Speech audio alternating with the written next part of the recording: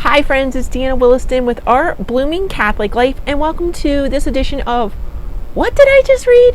So I was looking up some encyclicals for various purposes, and I started looking up the word tradition because of the new motu proprio, and talks about being the custody of tradition and the traditional Latin Mass, and restricting, of course, the traditional Latin Mass. And so I came upon this gem. It's not that old, and what?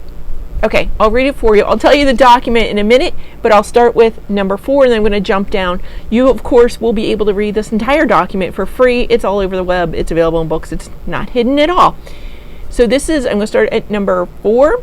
Francis did not wage a war. This is talking about Francis of Assisi. Francis did not wage a war of words aimed at imposing doctrines. He simply spread the love of God. He understood that, quote, God is love, and those who abide in love abide in God, end quote. 1 John 4:16. In this way, he became father to all and inspired the vision of a fraternal society.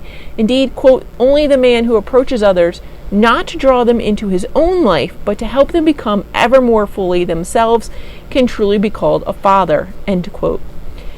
In the world of that time, bristling with watchtowers and defensive walls, cities were a theater of brutal wars between powerful families, even as poverty was spreading through the countryside.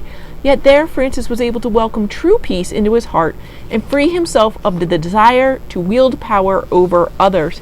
He became one of the poor and sought to live in harmony with all. Francis has inspired these pages. And I'm going to jump down, I believe, to number 12 is where it becomes very important. Nope. It appears to be sort of in number 9. Chapter 1 of this document is called Dark Clouds Over a Closed World. So this is number 9. Without claiming to carry out an exhaustive analysis or to study every aspect of our present day experience, I intend simply to consider certain trends in our world that hinder the development of the universal fraternity. Shattered dreams. For decades, it seemed that the world had learned a lesson from its many wars and disasters and was slowly moving towards various forms of integration. For example, there was the dream of united Europe, capable of acknowledging its shared roots and rejoicing in its rich diversity. We think of the firm conviction of the founders of the European Union, who envisioned a future based on the capacity to work together in bridging divisions and in fostering peace and fellowship between all the peoples of the continent. There was also a growing desire for integration in Latin America, and several steps were taken in this direction. In some countries and regions, attempts at reconciliation and rapprochement proved fruitful, while others showed great promise. In our own days, however, seem to be showing signs of a certain regression. Ancient conflicts thought long buried are breaking out anew, while instances of a myopic, extremist, resentful, and aggressive nationalism are on the rise. In some countries, a concept of popular and national unity, influenced by various ideologies, is creating new forms of selfishness and a loss of the social sense under the guise of defending national interests. Once more, we are reminded that each new generation must take up the struggles and attainments of past generations while setting its sights even higher. This is the path. Goodness together with love, justice, and solidarity are not achieved once and for all. They have to be realized each day. It is not possible to settle for what was achieved in the past and complacently enjoy it, as if we could somehow disregard the fact that many of our brothers and sisters still endure situations that cry out for our attention.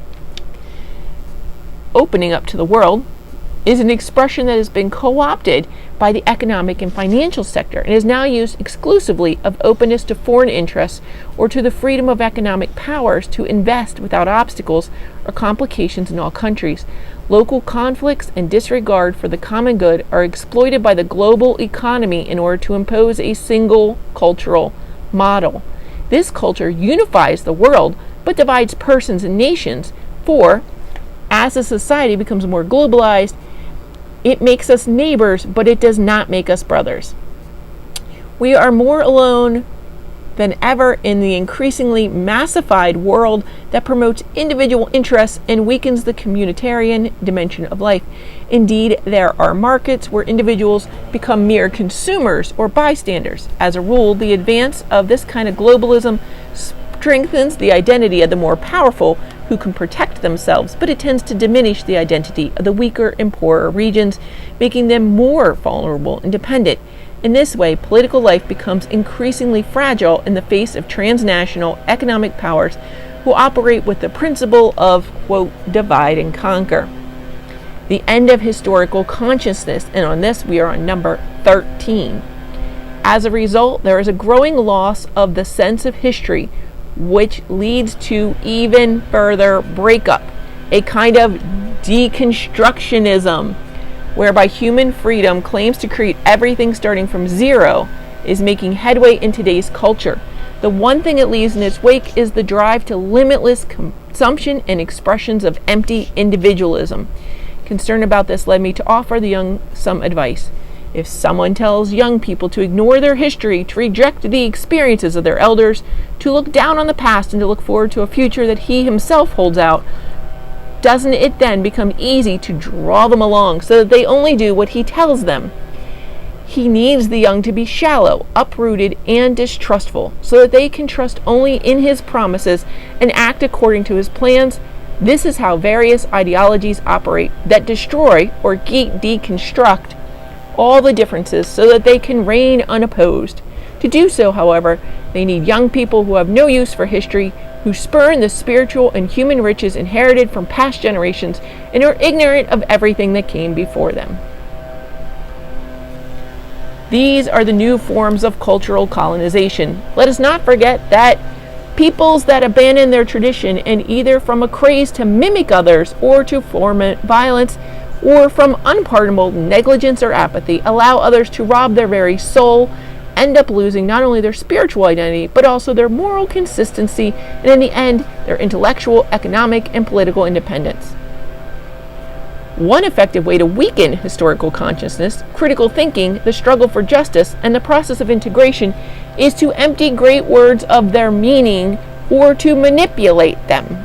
Nowadays, what do certain words like democracy, freedom, justice, or unity really mean?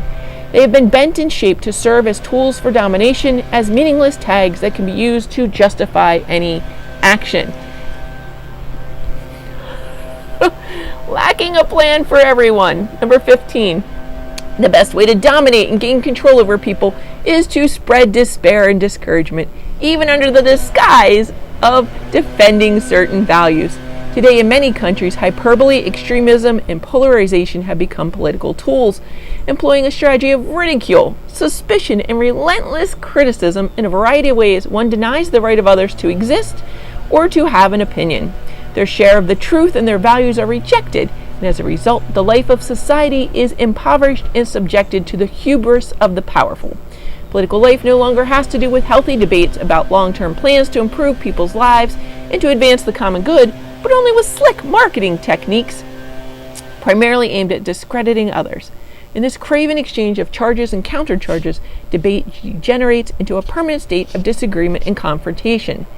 Amid the fray of conflicting interests, where victory consists in eliminating one's opponents, how is it possible to raise our sights, to recognize our neighbors, or to help those who have fallen along the way? A plan that would set great goals for the development of our entire human family nowadays sounds like madness. We are growing ever more distant from one another, while the slow and demanding march towards an increasingly united and just world is suffering a new and dramatic setback. To care for the world in which we live means to care for ourselves, yet we need to think of ourselves more and more as a single family dwelling in a common home. Such care does not interest those economic powers that demand quick profits.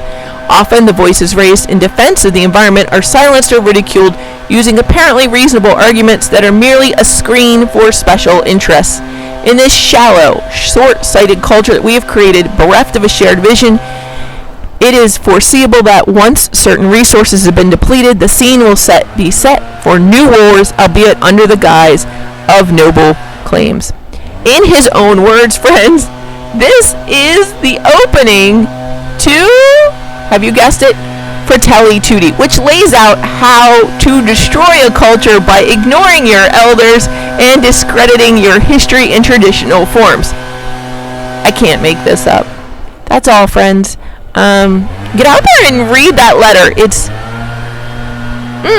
It is more than I thought, and it's fairly unnerving to read it in light of recent news. I apologize for this. This person had actually left that is mowing and suddenly came back. Every time I tried and started this, something crazy was going on, and I decided I just needed to film this for you. God bless, friends.